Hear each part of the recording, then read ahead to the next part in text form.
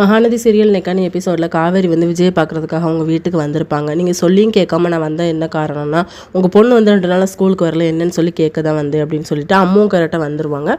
அம்மா வந்து சத்தம் போட்டு ரூமுக்கு அமுச்சு விட்ருவாங்க. விஜய் எதுக்கு நீங்கள் இப்படி பண்ணுறீங்க அப்படின்னு சொல்லும்போது, என் பொண்ணை வந்து நான் வேறு ஸ்கூலுக்கு மாற்றிட்டேன் அப்படின்னு சொல்கிறாங்க.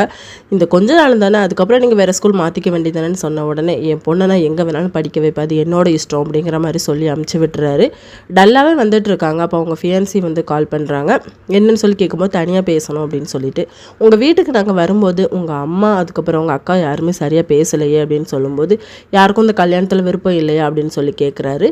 இல்லை, அவங்க வேறு டென்ஷனில் இருந்தாங்க, மற்றபடி ஒன்றும் இல்லை அப்படின்னு சொல்லிட்டு வீட்டுக்கு வந்ததுக்கப்புறமா சாரதா கேட்பாங்க, எதுக்கிட்டு இவ்வளோ லேட்டாகி வர, முதல்லலாம் ஸ்கூல் விட்டு சீக்கிரமே வந்துடுவே அப்படின்னு சொல்லிட்டு.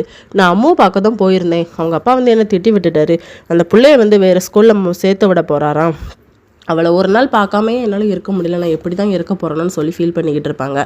அடுத்த சீனில் விஜய் வந்து அவங்க காவேரியோடு இருக்கிற ஃபோட்டோவெல்லாம் பார்த்துட்ருப்பாங்க. இதை அம்மு பார்த்துருவாங்க. அம்மாவை பார்க்கணுமா அப்படின்னு சொல்லி கேட்டால், இல்லை பார்க்கக்கூடாது அப்படின்னு சொல்லிட்டு அந்த ஃபோட்டோவை எல்லாத்தையுமே கபோர்டில் வச்சுருவாங்க. அவர் குளிக்க போனதுக்கப்புறமா அம்மா அதை எடுத்து பார்க்க போவாங்களா, விஜய் வந்து திட்டி விட்டுருவார், உன் வயசுக்கு ஏற்ற மாதிரி நடந்துக்கோ அம்மு அப்படின்னு சொல்லிட்டு. இதோட நெக்கான எபிசோட் முடியுது.